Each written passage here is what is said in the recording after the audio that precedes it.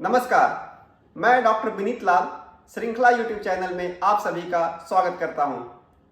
आज मैं international relations के एक बहुत ही important topic G20 and India's presidency पर हम सभी आज चर्चा करेंगे।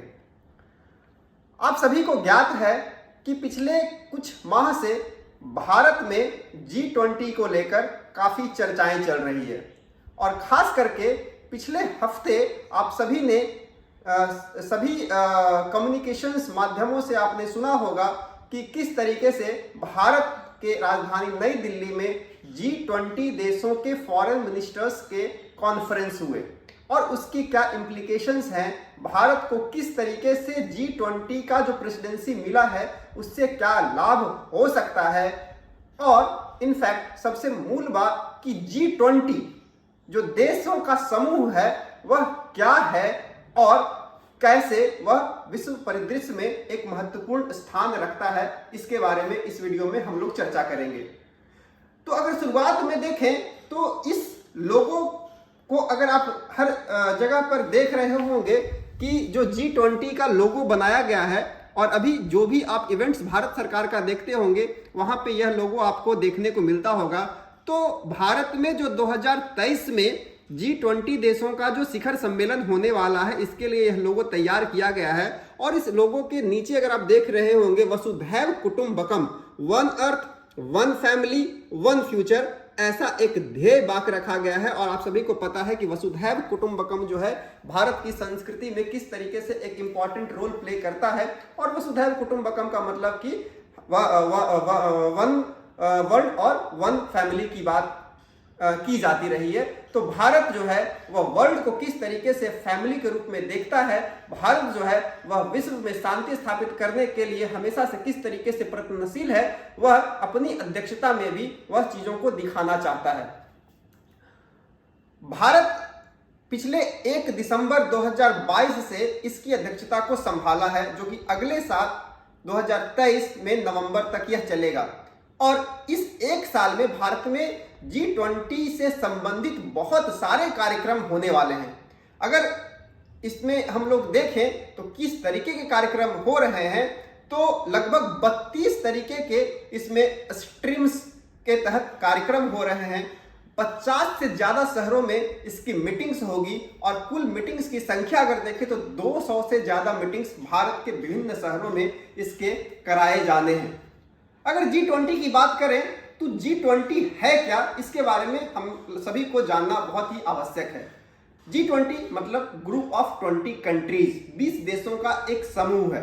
This is not an organisation, यह कोई संगठन नहीं है। संगठन आमतौर पर वैसा होता है जिसको बेसिकली एक चार्टर बनाया जाता है, एक संविधान के तहत वह कार्य करता है, नियम कानून होता है और खास करके उसकी एक सेक्रेटेरिएट होता है, उसका एक सचिवालय होता है। लेकिन G20 में ऐसा कोई सचिवालय नहीं है और इसके कोई चार्टर और कोई नियम कानून नहीं बनाए गए हैं, बल्कि कुछ देशों ने मिलकर कुछ सहमति बनाकर कुछ खास इश्यूज के लिए उसको बनाया है।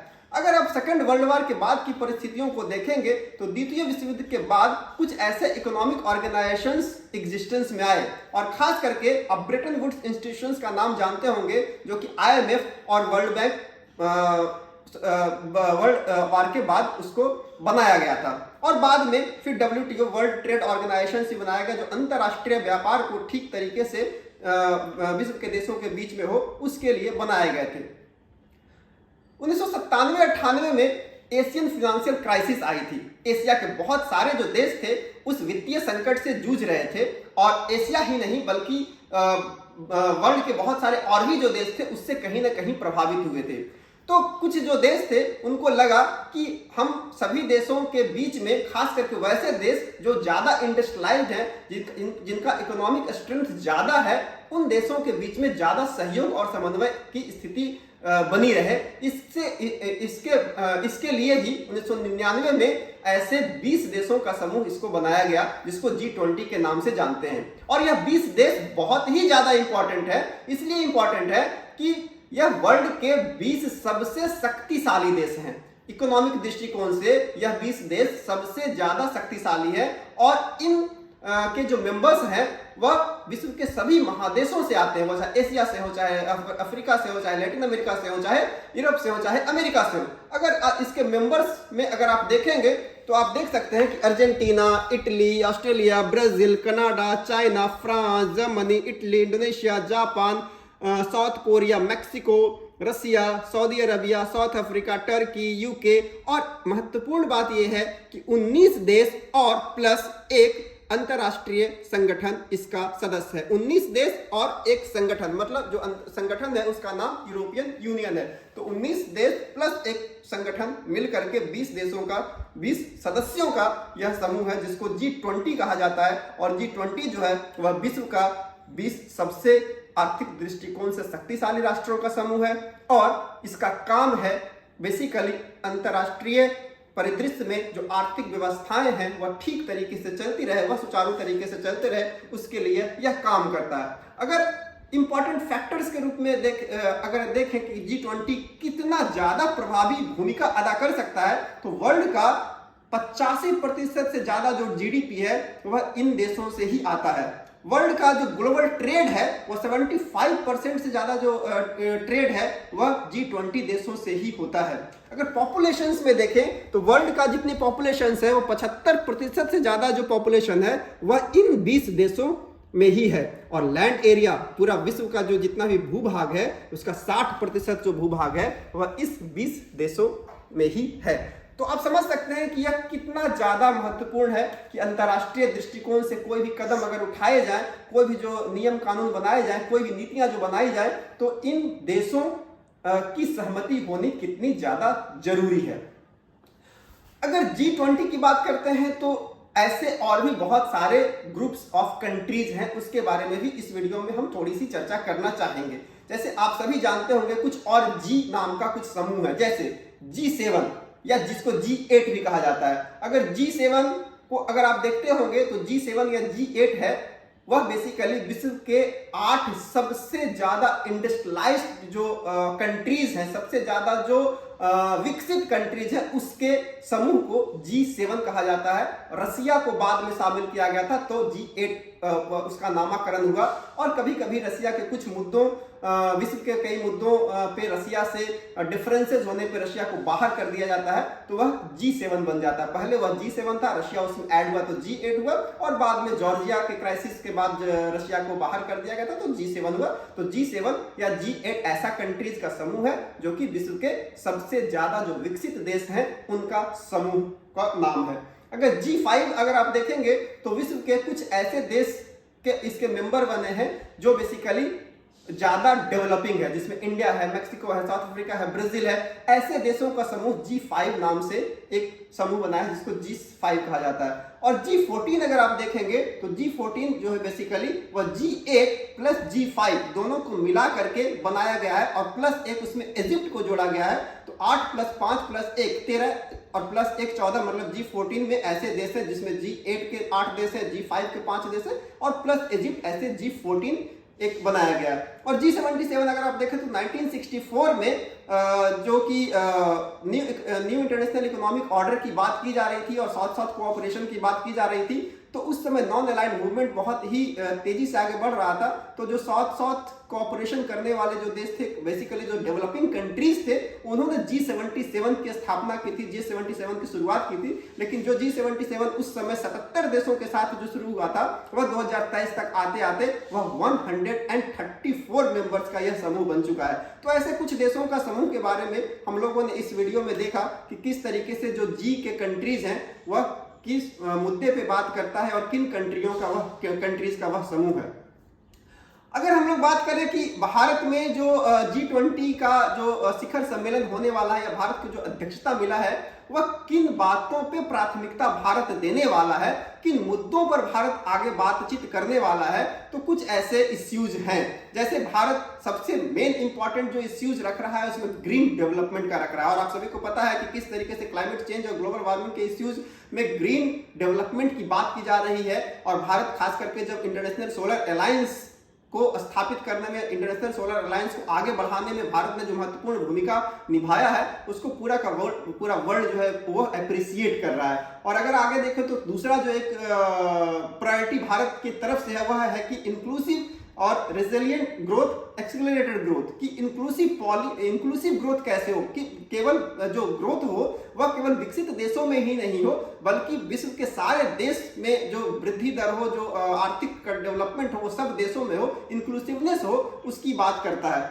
और जो यूनाइटेड नेशंस का जो एसडीजीज है, जो कि सस्टेनेबल डेवलपमेंट गोल्स हैं, उसको प्राप्त करने के लिए किस तरीके से हम लोगों को प्रोग्रेस करना चाहिए उस पर भी फोकस करता है। और टेक्नोलॉजिकल ट्रांसफॉर्मेशन, जो 21वीं शताब्दी में जिस तरीके से तकनीक का जो उपयोगिता बढ़ता जा रहा है उसके बारे में भी भारत प्राथमिकता तय करता है।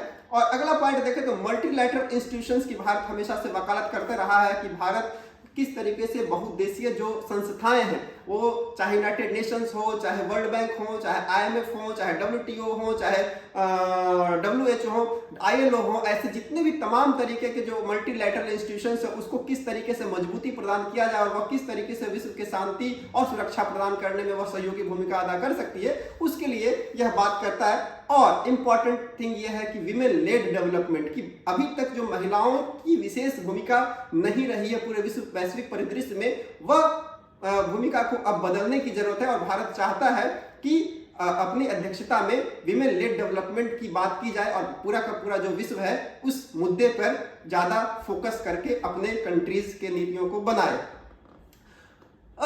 अगर हम देखें तो G20 में एक ट्रोइका भी बहुत ही फेमस है, जिसके बारे में थोड़ी सी चर्चा करना चाहेंगे कि G20 ट्रोइका में भारत बेसिकली 2021 में आया था।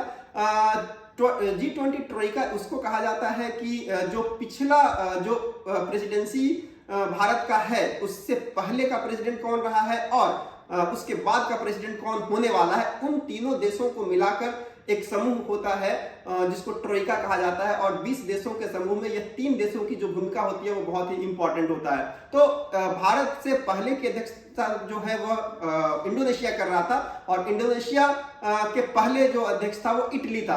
तो इटली, इंडोनेशिया और भारत की ट्रोइका 2021 में बनी थी। 2022 में जब भारत को अध्यक्षता मिली तो इंडोनेशिया, भारत और ब्राजील, अगले साल 2024 में जो अध्यक्षता होने वाला है G20 का वो ब्राजील को मिलने वाला है। तो अभी की जो ट्रोइका है वह उसमें 3 देश जो है वह है भारत, ब्राजील और इंडोनेशिया। इंपॉर्टेंट बात इसमें क्या है कि यह पहली बार ऐसा हुआ है G20 के इतिहास में कि ट्रोइका में तीनों ही डेवलपिंग कंट्रीज आ गए हैं। भारत है, इंडोनेशिया है और ब्राजील है। इसलिए पूरे के पूरे वैश्विक परिदृश्य में यह कहा जा रहा है कि डेवलपिंग कंट्रीज के जो मुद्दे हैं वह ज्यादा तेजी से उभर कर सामने आएगा और जो अभी तक बातें नहीं हुई थी वह शायद भारत की अध्यक्षता में यह देखने को मिलेगी। अगर हम बात करें कि जो विदेश मंत्रियों का सम्मेलन हुआ उसमें कौन से ऐसे तथ्य उभरकर सामने आए, तो 1 और 2 मार्च 2023 को नई दिल्ली में जो विदेश मंत्रियों का शिखर सम्मेलन अभी समाप्त हुआ है, जिसमें कि भारत के विदेश मंत्री एस जयशंकर उसमें अपना प्रतिनिधित्व कर रहे थे। और खास बात यह है कि इसमें जितने भी देश के, चाहे वो अमेरिका के हों, चाहे वो रशिया के हो, चाहे वो चाइना के हो, सभी के सभी विदेश मंत्रियों ने भाग लिया, जिसको कि प्रधानमंत्री मोदी ने संबोधन के थ्रू उसको स्टार्ट किया था। हालांकि यह कहा जा सकता है कि यह विदेश मंत्रियों का सम्मेलन सक्सेसफुल नहीं रहा। सक्सेसफुल इसलिए नहीं रहा कि ज्वाइंट कम्युनिक कोई नहीं आ सका, कोई भी संयुक्त घोषणा पत्र पर साइन नहीं हो पाया। और उसका एकमात्र वजह यह था कि यह जो सम्मेलन है वह बेसिकली 2 मुद्दों पे बहुत ज्यादा प्रभावित इसको कर रहा है। एक, रशिया जो यूक्रेन में वार चल रहा है, रशिया यूक्रेन जो है वह वहां पे युद्ध में संलग्न है और आपको पता है कि रशिया और यूक्रेन का जो विरोध है वो लगातार अमेरिका और पाश्चात्य देश कर रहे हैं। और दूसरी बात यह है कि एक कन्फ्लिक्ट बहुत तेजी से उभर कर सामने आ रहा है चाइना और यूएस के बीच में। और खास करके अभी आप सुने होंगे किस तरीके से यूएस में बहुत सारे एक बलून का एक मुद्दे आए थे, जहां पर कहा जा रहा है कि वहां के जो स्पाई बलून वहां पे छोड़ा जा रहा है। और इस बीच में यूएस और चाइना के बीच में काफी कन्फ्लिक्ट बढ़ा है, काफी ज्यादा दोनों के बीच में तनाव बढ़ा है। तो इन दोनों ही मुद्दों कि कहीं ना कहीं जो एक प्रभाव है वह विदेश मंत्रियों के सम्मेलन में भी दिखा और इसलिए ज्वाइंट कम्युनिक नहीं आ पाया। लेकिन भारत ने अपनी अध्यक्षता करते हुए एक समरी जारी किया है, लेकिन उस समरी में भी दो देश जो हैं वह उससे सहमत नहीं हुए। पैराग्राफ 3 और 4 को उन्होंने पूरी तरीके से रिजेक्ट कर दिया, जिसमें बेसिकली यूक्रेन का बात था। और चाइना और रशिया ने ज्वाइंट कम्युनिक का भी विरोध किया और जो एक समरी आया है उसका भी उसने विरोध किया। तो कुल मिलाकर देखें तो जो रशिया यूक्रेन वार और चाइना और यूएस का जो एक तनाव भरा माहौल लगातार पिछले कुछ माह और कुछ दिनों से चल रहा है, वह कहीं ना कहीं G20 के विदेश मंत्रियों के भी सम्मेलन में देखने को मिला। और भारत के लिए बहुत ही चिंताजनक बात कही जा सकती है कि आने वाले दिनों में भी जो बहुत सारे कार्यक्रम होने वाले हैं, बहुत सारे जो इंपॉर्टेंट डिसीजंस लिए जा सकते हैं, वह उस दोनों मुद्दे को लेकर कहीं ना कहीं बहुत ज्यादा निगेटिव प्रभाव पड़ सकता है इस पर। तो G20 को लेकर जो भी हम लोगों के सामने कुछ मुद्दे आएंगे, कुछ इश्यूज आएंगे, तो हम उसको वीडियो के थ्रू आपके सामने प्रस्तुत करने का कोशिश करेंगे। बहुत ही एक इम्पॉर्टेंट ईयर है भारत के लिए वैश्विक परिदृश्य में, क्योंकि पहली बार ऐसा हुआ है कि इतना बड़ा एक जो समूह है उसको लेकर भारत में बैठकें की जा रही है। भारत के विभिन्न प्रांतों में, भारत के विभिन्न सिटीज में इसको लेकर काफी तैयारियां चल रही है। तो G20 से रिलेटेड कोई भी जो आपका ओपिनियन हो, कोई भी आपका क्वेरी हो, कोई क्वेश्चंस हो, तो प्लीज आप कमेंट बॉक्स में जरूर करें और आगे भी इस तरीके की वीडियो के लिए इस चैनल को सब्सक्राइब करें। बहुत बहुत धन्यवाद। Thank you.